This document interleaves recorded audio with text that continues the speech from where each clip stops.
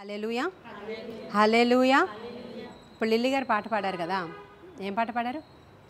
ప్రార్థన ప్రార్థన, ఈవిడ ప్రార్థన, ఆయన ప్రార్థన, హబక్కుకు ప్రార్థన, ఎస్తేరు ప్రార్థన, ఇలా అన్ని రకాల ప్రార్థనలు చెప్పారు కదా. మనకి చాలా ప్రార్థనలు తెలుసు. యబ్బేజు ప్రార్థన, ఇదంతా ఎప్పుడో చెప్పేశాను మీకు. యబ్బేజు ప్రార్థన, ఆ తర్వాత సొలొమోన్ ప్రార్థన, తర్వాత ఏలియా ప్రార్థన. ఏలియా ఇలా ప్రార్థన చేస్తే ఆకాశంలో నుంచి అగ్ని అలా వచ్చేసే ప్రార్థన. ఈ అన్ని ప్రార్థనలు చాలా మట్టుకి మనకు తెలిసినవే. ప్రార్థనలో రకాలు ఉన్నాయి కదా, చాలా రకాలు ఉన్నాయి బైబిల్ గ్రంథంలో. యబ్బేజు ప్రార్థన, ఏలియా ప్రార్థన, హన్నా ప్రార్థన, ఇలాంటి కొన్ని ప్రార్థనలు ఫేమస్ బాగా. హన్నా ఎలా ప్రార్థన చేసిందో అలా ప్రార్థన చేయాలని, ఎస్తేర్ ఎలా 3 రోజులు ప్రార్థన చేసిందో అలా చేయాలని, ఇంకెవరు యబ్బేజు ఎలా ప్రార్థన చేస్తే చేదైనటువంటి అతని జీవితం ఎలా మార్చబడిందని, ఇలా అనేక రకాలైన ప్రార్థనలు ఉంటాయి కదా. ఈరోజు మనము చూడబోయేటువంటి ఒక వ్యక్తి యొక్క ప్రార్థన చాలా డిఫరెంట్ ప్రేయర్ అన్నమాట. యబ్బేజు ఏం చేశాడు? నిశ్చయముగా నీవు నన్ను ఆశీర్వదించి నా సరిహద్దులు విశాలపరిచి నీ కుడి చేయి నాకు తోడుగా ఉండదా ఇచ్చేసి, ఇలాంటి మంచి మంచి పదాలతో ప్రార్థన చేస్తాడు ఆయన. ఏలియా ఎలా ప్రార్థన చేస్తాడు? నిజంగా నేను నీ దేవుని యొక్క సేవకుడినని నన్ను మీరు జ్ఞాపకం చేసుకుని ఆకాశం నుంచి అగ్ని దిగి వచ్చేలా చేయమని 4 లైన్లు ప్రార్థన పౌరుషంగా చేస్తాడు. ఇక్కడ ఏం చేసే ప్రార్థన? సామెతల గ్రంథం 30వ అధ్యాయం తెరవండి. సామెతల గ్రంథము 30వ అధ్యాయము 30 సామెతల గ్రంథము 30వ అధ్యాయంలో స్టార్టింగ్ చదువుతున్నాను. యాకే కుమారుడైన ఆగూరు పలికిన మాటలు. ఇక్కడ ఈ సామెతలలో 30వ అధ్యాయం రాసిన ఆయన ఆగూరు. ఎవరు? ఆగూరు అనేటువంటి వ్యక్తి యొక్క ప్రార్థన మనం చూడబోతూ ఉన్నాం ఇప్పుడు. అయితే ఆయన ఎలాంటి వాడో ఆయన చెప్తూ ఉన్నాడు అక్కడ. నేను మనుషులందరిలో కూడా నా వంటి పశుప్రాయుడు ఒక్కడు కూడా లేడు, నరులకున్న వివేచన నాకు లేదు, నేను జ్ఞానాభ్యాసము చేసుకున్నవాడను కాను, పరిశుద్ధ దేవుని గూర్చి జ్ఞానం నేను పొందలేదు అనే మాటలు ఆయనను గురించి ఆయన ఇంట్రడక్షన్ చేసుకున్నాడు. ఆయన ఎటువంటి వాడంట? జ్ఞానాభ్యాసం చేసుకున్నవాడు కాదంట, ఆయన పశుప్రాయుడు వంటి వాడంట ఆయన.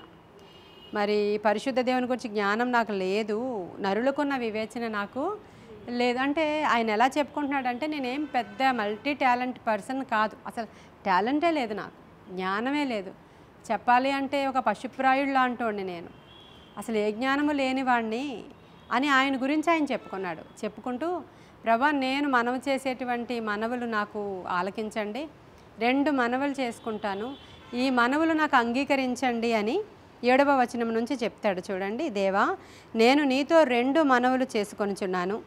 ఆ 2 మనవులు ఏంటంటే, నేను చనిపోకముందు వాటిని అనుగ్రహింపుము, వ్యర్థమైన వాటిని అబద్ధములను నాకు దూరముగా ఉంచుము, పేదరికమునైనను ఐశ్వర్యమునైనను నాకు దయచేయకము, తగినంత ఆహారము నాకు అనుగ్రహింపుము, ఎక్కువైన ఎడల నేను కడుపు నిండిన వాడనై నిన్ను విసర్జించి యెహోవా ఎవడని అందునేమో, లేక బీదనై దొంగిలి నా దేవుని నామమును దూషింతునేమో అనే మాటలు. ఇప్పుడు ఈ 3 వచనాలే మనం ధ్యానం చేద్దాం. ఇప్పుడు నేను చనిపోక ముందే నాకు ఇవి అనుగ్రహించు అనే మాటని ఆయన చెప్పుకున్నాడు. అంటే చనిపోయిన తర్వాత కూడా అనుగ్రహిస్తారేంటి అనేది కూడా మనకు అనిపించవచ్చు కదా. ఖచ్చితంగా అనుగ్రహిస్తారు. ఎందుకంటే అనేకమైనటువంటి విషయాల్లో చాలామంది ప్రార్థన చేసి చేసి చేసి చేసి చేసి వాళ్ళ టైం అయిపోయిన తర్వాత వాళ్ళు చనిపోతారు. చనిపోయిన తర్వాత ఆ ప్రార్థన అక్షరాల తర్వాత జనరేషన్లో మనం చూడగలుగుతాం. చాలా సాక్ష్యాలు వింటూ ఉంటాం. మా అమ్మమ్మ నా కోసం ఎంత ఏడ్చేదో, మా అమ్మ నా కోసం ఎంత ఏడ్చి ప్రార్థన చేసేదో, మా నాన్నగారు నా కోసం ఎంత ప్రార్థన చేశారో, ఆవిడ వెళ్ళిపోయింది, ఈరోజు చూడడానికి లేదు, కానీ నేను ఈరోజు ఇలా చర్చికి వస్తున్నానని మా నాన్నమ్మకు తెలుసుంటే ఎంత సంతోషించనో అని చాలామంది చెప్తారు కదా. చాలామంది అనుభవాల్లో చెప్తారు. ఇంకా చాలా చోట్ల సువార్త ప్రకటించడానికి వెళ్ళినప్పుడు ఏ సూచన వాళ్ళకి కనపడదు. ఆ తరువాత చాలా దినములు అయిన తర్వాత ఈయన సువార్త ప్రకటించి వచ్చేసాక ఆయా ప్రాంతాల్లో ఉజ్జీవం రావడం అనేది మనం చాలామంది భక్తుల జీవితాల్లో చూసాం. భక్త సింగ్ గారి విషయంలో, ఇంకా చాలామంది భక్తుల విషయంలో మనం చూసాం. జార్జ్ ముల్లర్ గారు కూడా అలాగే ప్రార్థన చేసి ఒక 4 మనుషులు, అంటే చాలామంది కోసం ప్రార్థన చేసేవారు. ఆయన డైరీలో రాసుకునేవారు ఎంతమంది కోసం ప్రార్థన చేస్తున్నారో.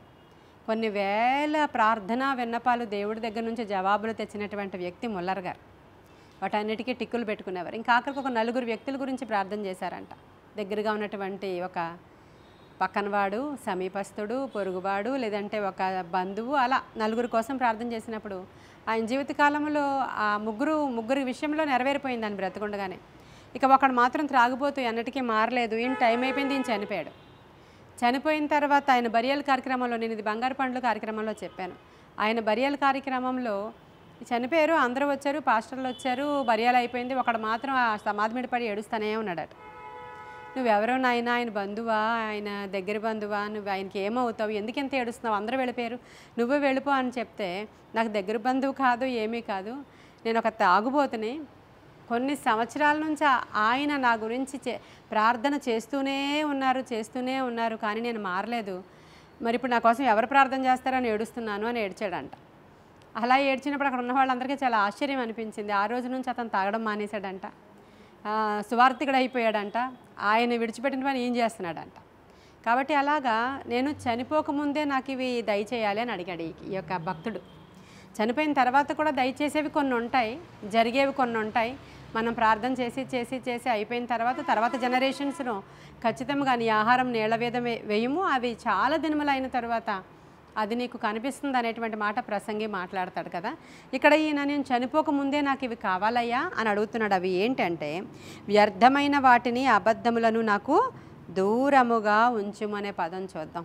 వ్యర్థమైన వాటిని, అబద్ధాలు చాలా ఈజీగా తీసుకుంటాం ఈ రెండు. మనం చాలా సులువుగా, చాలామంది పెదవులు ఊరికనే అబద్ధాలు ఆడుతూ ఉంటాయి. వాళ్ళకి తెలియదు అబద్ధాలు ఆడుతున్నారని, తెలుసు కొంతమందికి, అయినా సరే చాలా సింపుల్ అనమాట వాళ్ళకి. అసలు కమాండ్మెంట్లో ఒక కమాండ్మెంట్ అబద్ధాలు ఆడకూడదని. కానీ ఇది చాలామంది నిర్లక్ష్యం చేసేటువంటి ఒక చాలా సులువుగా చిక్కులు పెట్టేటువంటి పాపం అని చెప్పచ్చు. కొంతమంది కామన్గా మాట్లాడుతూ ఉంటారు, అసలు అవసరం లేదు, అక్కడ అబద్ధం చెప్పాల్సిన అవసరం లేదు, కానీ దానికి 100 అబద్ధాలు ఏయో చెప్పేస్తుంటారు. ఏం కూర అనేదాన్ని కూడా అబద్ధాలు చెప్తారు. మీరు తెలుస్తుంది మీకు అందరికీ. ఏం కూర అని ఎవరైనా అడిగారు అనుకోండి, అసలు నీకు అవసరం లేదు, నీకు ఒక 3-4 రకాలు చెప్తావన్నమాట. అక్కడ అసలు వండుకోలేదు, అక్కడ ఇంట్లో చూస్తే. ఇప్పుడు నువ్వు వండుకోలేదని వాళ్ళు ఏమన్నా అనేస్తారా, లేకపోతే అడుగుతారా, ఏ భయమో నాకు తెలియదు. కానీ ఈ చిన్న కూర విషయంలో కూడా అబద్ధాలు ఆడేవాళ్ళని చాలామందిని నేను చిన్నప్పుడు చూశాను మా ఊరిలో. ఆ తర్వాత ఇంకా మామూలుగా కూడా ఎందుకు రాలేదు ఎందుకు రాలేదు అని అడిగాను అనుకో మిమ్మల్ని, మీరు డైరెక్ట్గా చెప్పొచ్చు, చిన్న బ్యాంక్ పని మీద వెళ్ళానండి రాలేదు, లేకపోతే ఒంట్లో బాగాలేదండి రాలేదు. దానికి 100 ఏవో రీజన్స్ చెప్తా ఉంటారు. ఇవన్నీ అబద్ధాలు అనమాట జనరల్గా. ఇంకా స్వాతి చెప్పింది, హాస్టల్లో ఉన్నప్పుడు, ఎవరో హాస్టల్లో కాదు, ఆవిడ కాలనీలో ఉన్నప్పుడు ఒక అమ్మాయి ఉండేదట. ఏం పేరు, ఎవరో ముస్లిం అంట అమ్మాయి. ఆ అమ్మాయికి ఏంటంట, అసలు అబద్ధాలు చెప్పకపోతే అవదంట, అమ్మాయికి ఉండలేదంట తను. ఇప్పుడు ఈ శ్యామల ఇంటికి వెళ్ళి రమ గురించి చెప్తుందంట, రమ ఇంటికి వెళ్ళి శ్యామల గురించి చెప్తుందంట. ఆ రోజు అలా అబద్ధం చెప్పకుండా అస్సలు ఉండలేదంట. అబద్ధాలు చెప్పేసి వాళ్ళిద్దరూ దెబ్బలాడుకుంటుంటే అమ్మాయికి, అమ్మయ్య ఈరోజు నా పొట్ట ఎంత బాగుందో అంటదంట. అంటే అదొక డిజార్డర్ అని నేను తెలుసుకున్నాను. అదొక డిజార్డరు, అదొక అపవాది, అదొక దురాత్మ. మన లాంగ్వేజ్లో మాట్లాడుకోవాలంటే అది ఒక దురాత్మ. అబద్ధములు ఆడేది కూడా దురాత్మ. మనకు అవసరం లేనప్పుడు ఖచ్చితంగా అబద్ధములు ఆడకుండా ఉండడం చాలా మంచిది. వ్యర్థమైన వాటిని నాకు దూరంగా ఉంచండి, అబద్ధాలని కూడా నేను బ్రతికుండగానే ఈ 2 నేర్చుకోవాలని అడుగుతున్నాడు ఆ ఊరు ప్రార్థన. ఈ ప్రార్థన ప్రతి ఒక్కరు కూడా నేర్చుకోవాల్సిన ప్రార్థన అనమాట. ఎస్తేరు ప్రార్థన ఏదో అడగడానికే చేసింది, అన్న ఏదో అడగడానికే చేసింది, అందరూ ఏదో వాళ్ళ అవసరతల కోసం చేశారు. ఇది మాత్రం అతను నిత్య జీవాన్ని పొందుకోవడానికి చేసినట్లుగా లేదా దేవుడి దగ్గర? వ్యర్థమైన వాటిని నా దగ్గర నుంచి దూరం చేసే, ఈ అబద్ధాలు కూడా దూరం చేసే, వ్యర్థమైనవి నా దగ్గర నుంచి దూరం చేసే అంటే బైబిల్ గ్రంథంలో వ్యర్థమైనవి అని ఎక్కడెక్కడ ఉన్నాయో మీరు తెలుసుకుంటే అవన్నీ కూడా మనకు వద్దు, దూరం చేయమని అడగడం. అందం వ్యర్థం, సౌందర్యం మోసకరం అని అక్కడ వ్యర్థం అని రాసి ఉంటుంది కదా. వ్యర్థం అంటే వ్యర్థమైన వాటి కొరకు ఎక్కువ ఇంపార్టెన్స్ ఇచ్చేసి, ఎక్కువ ప్రిఫరెన్స్ ఇచ్చేసి, దాని మీదే ధ్యాస అంతా నిలిపేసి, దాని కోసమే, అందంగా కనపడడం కోసమే తినడం, అందంగా కనపడడం కోసమే బట్టలు కట్టుకోవడం, అందంగా కనపడడం కోసమే ఏదో చేయడం అనేది కూడా చాలా తప్పు బైబిల్ ప్రకారం. దేవుడు మనకిచ్చినటువంటి సౌందర్యం, మన అవయవాలకు మరీ ఎక్కువైన సౌందర్యం ఏమీ అక్కర్లేదంటాడు పౌలు. ఎందుకంటే మనల్ని దేవుడు చాలా మంచిగా తయారు చేశాడు. మన ముక్కు, మన కళ్ళు, మన నోరు కదా. ఇలా చూసినప్పుడు ఎంతో సుందరంగా మన అవయవాలు ఉన్నాయి. మరీ ఎక్కువైన సౌందర్యం ఏమీ మనకు అక్కర్లేదు. దాని గురించి ఊరికే సమయము, డబ్బు మీరు వ్యర్థం చేసుకోవాల్సిన అవసరత లేదు. అది వ్యర్థమైనది. మనుషుల సహాయము వ్యర్థం కదా. యెహోవాను ఆశ్రయించుట మేలు అంటే వ్యర్థం గురించి మాట్లాడుతున్నాను. ఆ తర్వాత ఇంకా ఉంటుంది, వ్యర్థమైన వాటిని చూడకుండా నా కనులను త్రిప్పివేయము కీర్తనకారుడు అంటాడు. ఎందుకు అవి చూడాలి మనకి అనవసరం అవి. వ్యర్థంగా మన కళ్ళు ఎందుకు పాడు చేసుకోవడం, అసలు మన ఒళ్ళు ఎందుకు పాడు చేసుకోవడం. వ్యర్థమైన వాటిని చూడడం ద్వారా మనకి రకరకాల చెత్త తలంపులు, ఆలోచనలు, దేవుని దగ్గర చెడ్డ రిపోర్టు వస్తుంది కదా మనకి. అందుకే అలాంటివి ఏమీ చూడకుండా నా కనులను మీరు త్రిప్పివేయండి. ఏది అవసరమో అది చూస్తాను నేను, అనవసరమైనది ఎందుకు నేను చూడడం అని చెప్పి అలా ఒక భక్తుడు ప్రార్థన చేసుకుంటున్నాడు. ఇలా వీళ్ళందరూ చక్కని ప్రార్థనలు చేసుకున్నారు. మరి ఇంకా అబద్ధాలు అనేసరికల్లా మన నోరు కదా. ఈ నోటి గురించి ఇంకా చాలా ఎక్కువ మాటలు బైబిల్ గ్రంథం అంతటా ఉన్నాయి. తనను తాను కాపాడుకోవాలంటే నోరు కాచుకోవాలని. మన నాలుగు చాలా భయంకరమైనదని, అది అడవి అంతటికి అగ్ని పెట్టి వచ్చేసేంత, చిచ్చు పెట్టి వచ్చేసేంత భయంకరమైనదని, మన పెదవుల ద్వారం దగ్గర కాపు పెట్టుకోవాలని, ఇవన్నీ కూడా నోరు గురించి. నీ దేహానికి అంటే గాయాలు, ఆయాసం, దెబ్బలు తగిలేంత పని ఎందుకు నీ నోటి ద్వారా తెచ్చుకుంటావు అనే మాట, ఇవన్నీ కూడా అంటే మన దేహానికి గాయాలు, లేదంటే మన దేహానికి కష్టం, మన దేహానికి బాధ కలగజేసేంత పని ఈ నోటి ద్వారా ఎందుకు తెచ్చుకుంటున్నావు నువ్వు.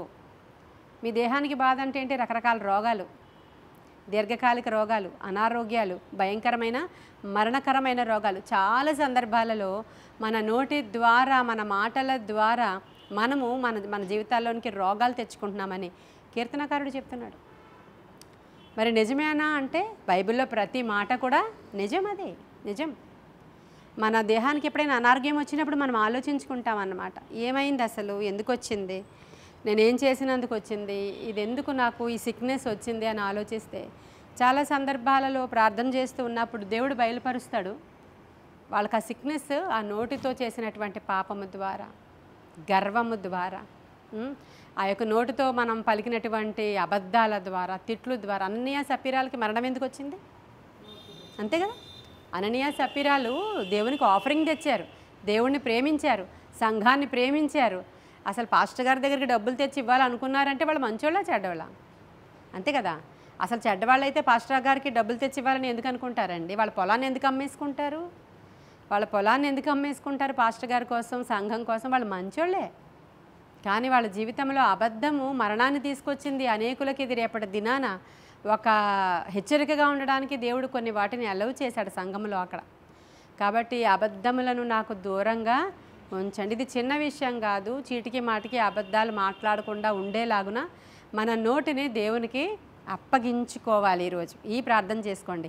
ప్రతిరోజు ఈ ప్రార్థన చేసుకుంటే చాలా బాగుంటుంది. వ్యర్థమైనవేవి నాకు కనబడకుండా, వినబడకుండా, వ్యర్థమైన వాటిని వాటి వైపుకు నేను వెళ్లకుండా నాకు కాపుదల దయచేయి నాయనా. అబద్ధాలను నా నోటి నుంచి దూరం చేయి. చాలామంది ఊరికనే అసలు వాళ్ళ ఆయన ఏమి అనకపోయినా వాళ్ళ ఆయన్ను చెడ్డ చేసి చెప్తుంటారంట కొంతమంది స్త్రీలు.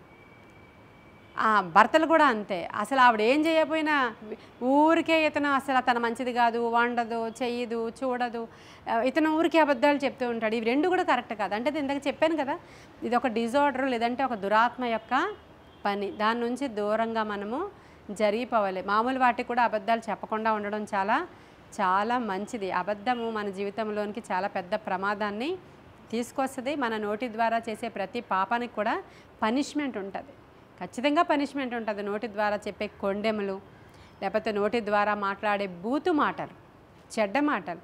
కొంతమందికి మామూలుగా మాట్లాడుతుంటే మాటలు రావు, అన్నీ బూతులతోనే కలిపి వస్తుంటాయి అన్నమాట.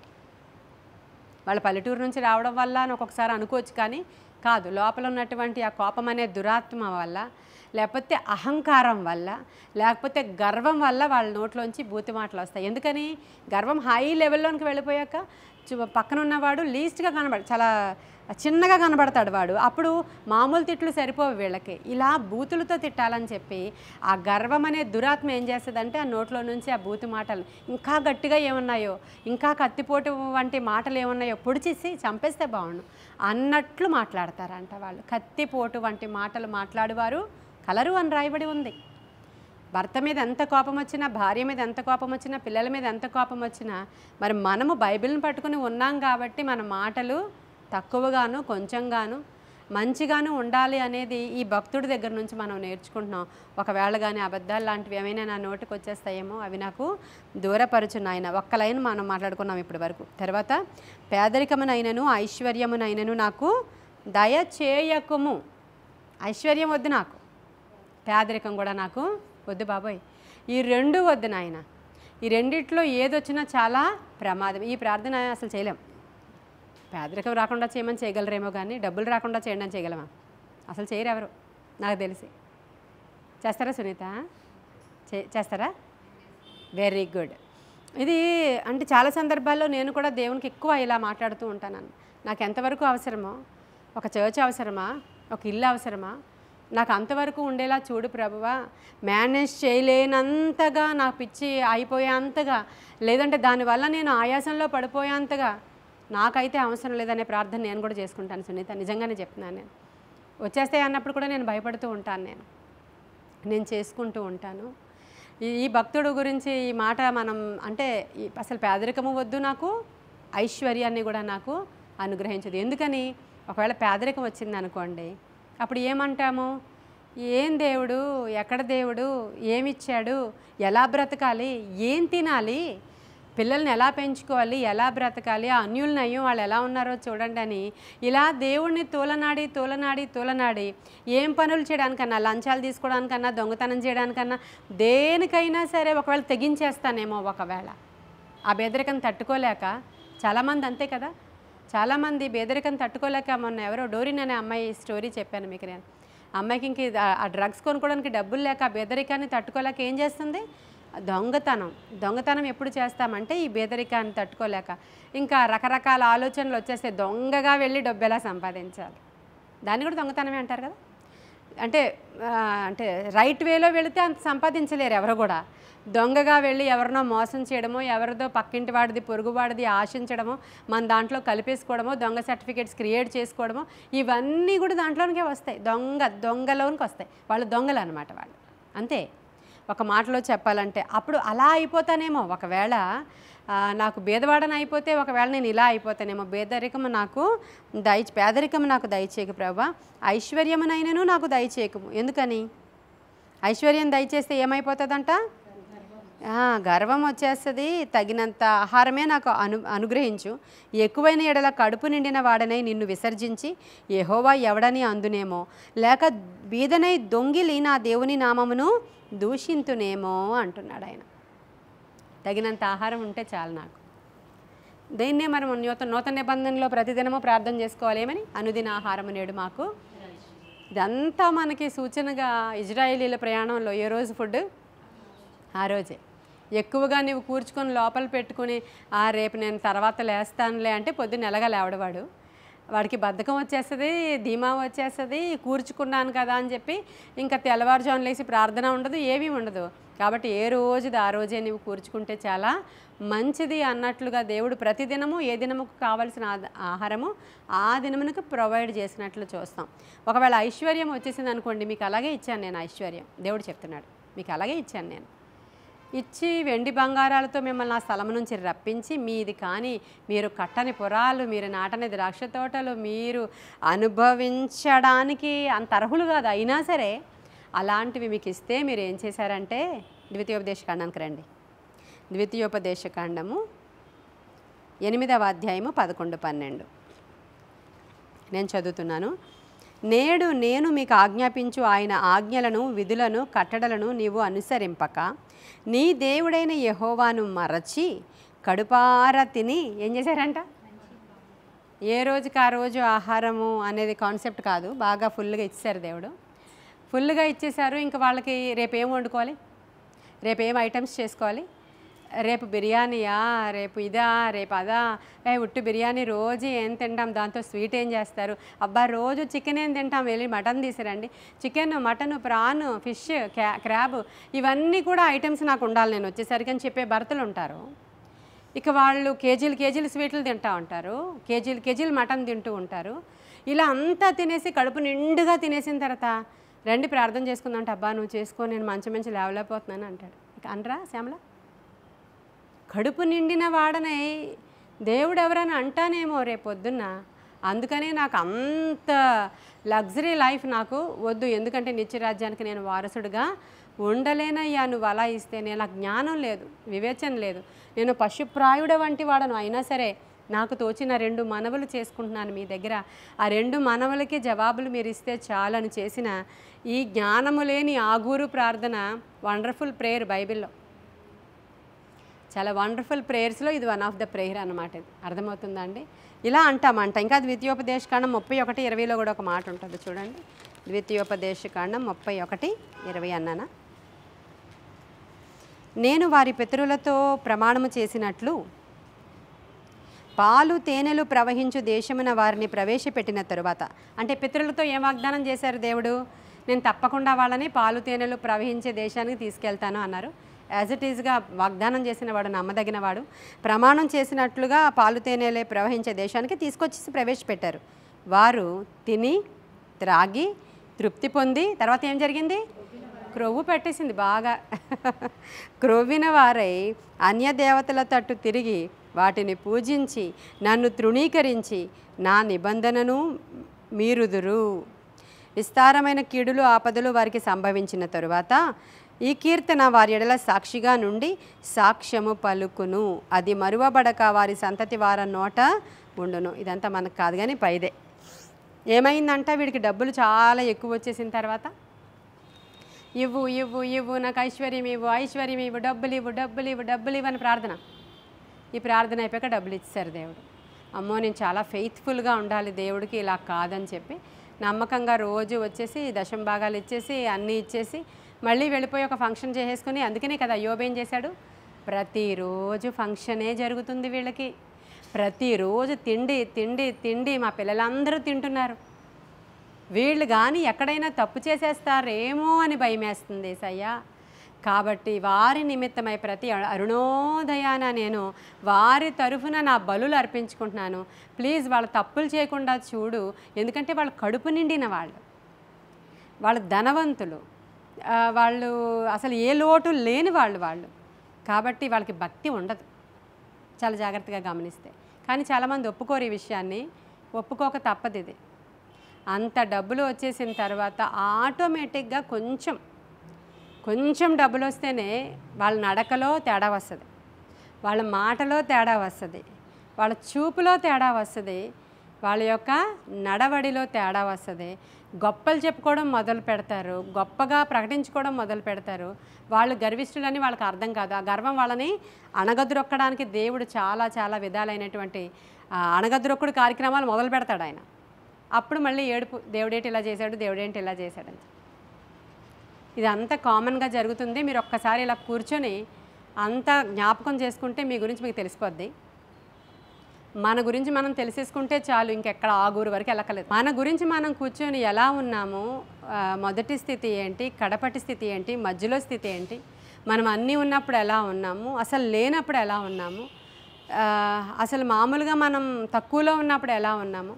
అలా ఏం లేదండి, మాకు పుట్టినప్పటి నుంచి ఇప్పటివరకు ఇలాగే ఉన్నాము, అదంతా అబద్ధం. అది ఉంటుంది, లేమి ఉంటుంది, అప్ అండ్ డౌన్స్ ప్రతి వాళ్ళకి. అలా అని కరువులోకి బేదరికంలోకి ఉండదు, కానీ మిగతావన్నీ కూడా ఉంటాయి అన్నమాట. మనం ప్రవర్తించే ప్రవర్తన, మన చదువు, మన అందము, మనకున్నటువంటి అసెట్స్, మనకున్న జ్ఞానము, మన ఉద్యోగము, వీటన్నిటి మీద ఆధారపడి ఉంటాయి. నేను ఇప్పుడు చెప్పే మాటలు వీటన్నిటి మీద ఆధారపడి ఉంటాయి. ఇప్పుడు ఇక్కడ వినుచున్న మీరే కాదు, యూట్యూబ్లో వింటున్న వాళ్ళు కూడా, వాళ్ళు ఏ క్యాడర్లో ఉన్నారో దానికి తగ్గట్టు ఎలా ఉన్నారో, దేవుని దగ్గర ఎలా ఉన్నారో ఒక్కసారి జ్ఞాపకం చేసుకుంటాం. ఈరోజు ఆగూరు ప్రార్థన ప్రతిరోజు మనం చేసుకుంటాం. వ్యర్థమైన వాటిని మనకు దూరం చేసే ప్రభువా, నాకు అబద్ధములను నా నుంచి దూరం చేసే ప్రభువా, నా నోటిని నేను కాచుకోవడం నాకు నేర్పించు. గర్వపు మాటలు, కొండెములు, అబద్ధములు, వ్యర్థమైన మాటలు నా నోట్లో నుంచి రానివ్వద్దు. తిట్లు, చెత్త మాటలు, ఇలాంటివి ఏవి నా నోట్లో వద్దు నాయన, కంప్లీట్గా తీసివేయి ప్రభువా.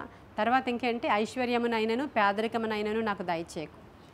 అసలు మామూలుగానే మీరు ఆలోచిస్తే అసలు బాగా ధనవంతులైన వారికి చాలా టెన్షన్స్ ఉంటాయి, విపరీతమైన టెన్షన్స్ ఉంటాయి. వాళ్ళు వ్యాపారాలు చేసి ధనవంతులైతే వాళ్ళకి సెక్యూరిటీ ప్రాబ్లం. మన వైజాగ్లో వైభవ్ అనేటువంటి షాప్ ఓనర్ గారు ఒకసారి బంగారం కొనడానికి వెళ్ళారు. వెళ్ళినప్పుడు కార్ డ్రైవరే ఆయన అక్కడ చంపేశారు. ఎన్నో కోట్ల బంగారాన్ని తీసుకొని కార్ డ్రైవర్, క్యాబ్ డ్రైవర్ అనుకుంటా, వేరే అంటే అక్కడ వాళ్ళకి ఎవరికీ తెలియదు ఈయన అంత బంగారాన్ని క్యారీ చేస్తున్నాడని. ఎలా ఇన్ఫర్మేషన్ వెళ్ళిపోయిందో వెళ్ళిపోయింది. మళ్ళీ ఇంటికి రాలేదు ఆయన, వైజాగ్ చేరుకోలేదు ఆయన. అనుక్షణం భయమే, క్షణక్షణం భయమే. ఎందుకని అంతటి ధనము ఎన్నో చిక్కులు వాళ్ళకి తెచ్చిపెడతా ఉంది. వాళ్ళ లైఫ్ స్టైల్ మారిపోతుంది. మనలా ఫ్రీగా ఉండడానికి అవ్వదు, చక్కగా కూర్చొని ఆరాధించుకోవడానికి మందిరానికి రావడానికి అవ్వదు. ఇలా అతి ధనవంతులు అయిపోతే ఏదో పెద్ద కేడర్లోనికి వెళ్ళిపోతే అలాంటి ప్రమాదాలు ఉండి దేవునికి దూరం అయిపోతామేమో. ఇంకా నేను ఇందాక తిండి గురించి చెప్పాను కదా, అంత తిండి తింటే ఏమైపోతుంది, అంత మాంసాహారం తింటే ఏమైపోతుంది, అన్ని రకాల ఫుడ్స్కి అలవాటు అయిపోతే అన్ని ఫంక్షన్స్కి అలవాటు అయిపోతే ఏముంటుంది. ఒక ఫంక్షన్కి వెళ్ళినప్పుడు మీ యొక్క యాటిట్యూడ్ మారుతుంటుంది. గమనించండి, ఏదైనా ఒక మంచి ఫంక్షన్కి వెళ్ళారు మీరు, అక్కడ ఆ రోజు చాలా ప్రేయర్స్ జరుగుతున్నాయి ఇక్కడ మందిరంలో, మీరు చాలా పెద్ద ఫంక్షన్కి వెళ్ళారు.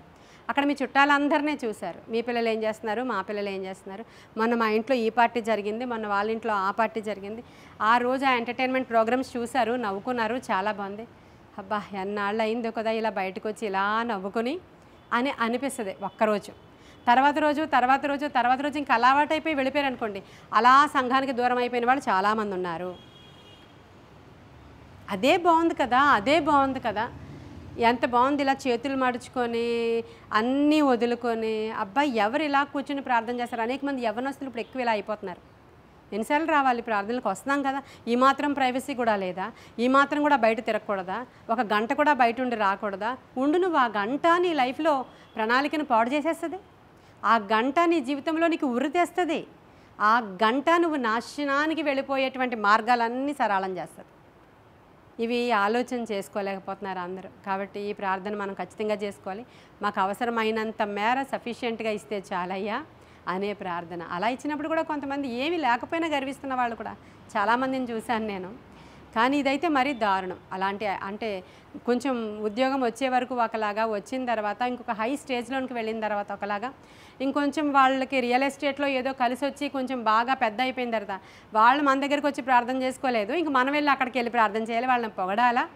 పొగడకపోతే ఇంకా అసలు పాస్టర్ గారికి గర్వం అనుకుంటారు. వాళ్ళు పెద్ద పెద్ద కారుల్లో వచ్చినప్పుడు మనం చూడాలా, మీరు అందరూ చూసినప్పుడు వాళ్ళకి వెళ్ళి ప్రార్థనలు చేయాలా, ఇక వాళ్ళు హెచ్చిపోతూ ఉంటారు అన్నమాట. ఇలాంటివన్నీ జరుగుతాయి. అక్కడ వాళ్ళ అధః పాతాళానికి అక్కడ పడిపోతారు. అందుకే ఆగురు చక్కగా ప్రార్థన చేస్తారు. మరీ అంత వచ్చేస్తే ఒకవేళ అలా అయిపోతానేమో, లేకపోతే ఒకవేళ ఇలా అయిపోతానేమో, నన్ను ఇలా ఉంచవా ప్రభువా, నాకే లోటు రాకుండా ఇలా ఉంచవా, అది నాకు మంచిది. నేను చనిపోకముందే ఈ 2 మనవులు నాకు నీవు అంగీకరించు అని చేసిన ఆగూరు ప్రార్థన మనం ఈరోజు నేర్చుకోవాలని నేను ఆశపడుతూ ఉన్నాను. అయితే ఐశ్వర్యం ఇచ్చేవాడు దేవుడే, పేదరికం ఇచ్చేవాడు దేవుడే. ఒప్పుకుంటామా? చాలామంది అంటారు మీరు అలా పేదలుగా ఉండడానికి కారణం దేవుడు కాదు, మీరే చేసుకున్నారు, మీరే ఇలా పేదలుగా ఉండడానికి మీ నాన్న అమ్మ ఏ సంపాదించలేదు, మాకైతే ఇలా సంపాదించిన ఇలాంటి మాటలు ఇష్టం వచ్చినట్లు మాట్లాడతారు. 1వ సమూయేలు గ్రంథము 2వ అధ్యాయం 7వ వచనం చూడండి.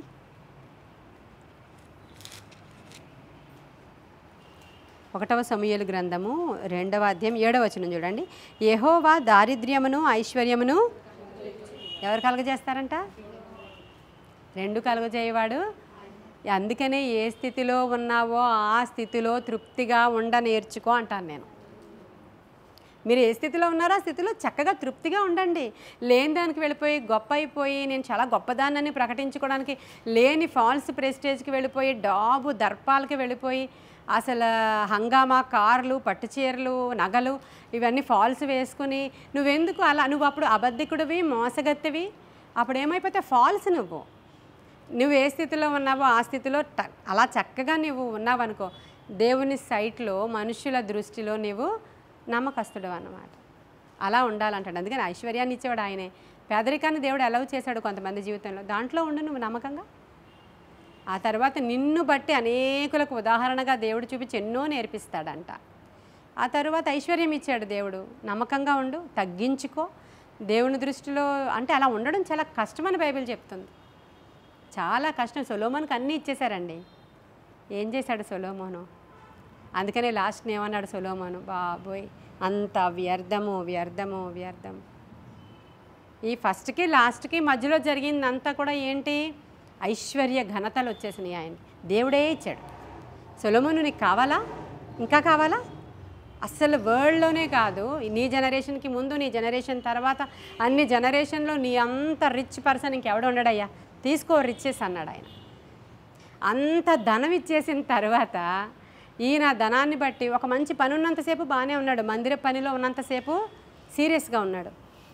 మందిర పని అయిపోయింది, అమ్మయ్య దేవుడికి చేయాల్సింది చేస్తానండి, ఇంత ధనవంతుడిని అయితే ఇది కట్టించాలనుకున్నా, నాకు గుడి కట్టించాను, మందిరం కట్టించాను, తీసుకోండి సిస్టర్ గారు, మీకు గుడి కట్టించాను, తీసేసుకోండి. ఇప్పుడు ఇంకా మా పని, మా పొరాలు, మా భార్యకి పొరము, మా యొక్క అమ్మాయికి పొరము, ఇంకొక భార్యకి పొరము, ఇంకొక భర్త, ఇవేనా చేశాడు? నేను కరెక్ట్గానే చెప్తున్నాను. నేను దేవుని పని అయిపోయింది, చెడ్డోడు కాదు, దేవుని పని చేసేసాడు, మందిరం కట్టించేశాడు. అమ్మయ్య ఇక్కడికి దేవునికి ఇచ్చేసాం, మనం ఇచ్చేసాం, ఇంకా మనం చూసుకుందాం అనేసరికి మొదలైందండి ఇక్కడ. ఇంకా అదే పనిలో చచ్చే వరకు ఉన్నాడు ఆయన, చనిపోయే వరకు ఉన్నాడు, చనిపోయే వరకు అదే పని. ఇంకా ఇంకా ఇంకా ఇంకా అంతా అయిపోయిన తర్వాత, ముసలోడు అయిపోయిన తర్వాత, అన్యదేవతల తట్టు ఆ మనసులు ఆ భార్యలు త్రిప్పేసిన తర్వాత, ఇంకా ప్రార్థనే నోటి వెంబడి రాలేని సమయంలో, ప్రభువు 3 సార్లు హెచ్చరించినా వినిపించుకోలేనటువంటి ఆ సందర్భంలో వ్యర్థం, అంత వ్యర్థం, సూర్యుని కింద జరిగేదంతా కూడా అని మనకు రాసిపెట్టి వెళ్ళిపోయాడు ఆయన. మనకి రాసిపెట్టి వెళ్ళిపోయాడు. వినం కదా, కొంచెం వస్తే మళ్ళీ సొలొమోనా ఇంకెవరా, నాకు ఎవరైనా ఒకటే అంటారు, నేనే గొప్పని అంటారు కొంచెం వచ్చేస్తే. అందుకనే చాలా జాగ్రత్తగా ఉండాలి. ఈ ప్రార్థన మనం చేసుకోవడం చాలా మంచిది అనుకుంటున్నాను నేను. ప్రతిరోజు మనం ఇలా చేసుకుందాం. మనకి ఐశ్వర్యాన్ని ఇవ్వాలనుకుంటే ఆయన ఇస్తాడు, ఏమి ఇవ్వాలనుకుంటే ఆయన ఇస్తాడు, మనల్ని బట్టే ఇస్తాడు. కాబట్టి ఐశ్వర్యం ఇచ్చినప్పుడు కూడా వీళ్ళు నమ్మకంగా ఉంటారనే కాన్ఫిడెన్స్ మన మీద వచ్చాక ఇస్తారు ఆయన. మన మీద వచ్చాక ఆయన తప్పకుండా అనుగ్రహిస్తారు. మన మీద నమ్మకం లేకుండా, మీ మీద నమ్మకం లేకుండా ఒక పని అప్పగించాను నేను, అంతే కదా. కాబట్టి దేవుడు నమ్మదగినవాడు, ఆయన ఏమిచ్చినా ప్రభువానికి స్తోత్రం అని బ్రతకడం కనుక క్రైస్తవుడు నేర్చుకుంటే ప్రతి ప్రార్థనకి జవాబు ఆయన ఇస్తాడు, మనల్ని మంచి ఉదాహరణగా ఉంచుతాడు. ఎవరో తెలియదు ఆగురు, ఇతను ఈరోజు మనకి మాదిరిగా ఉన్నాడు అని అంటే ఆయనకి నచ్చింది కాబట్టే దేవునికి.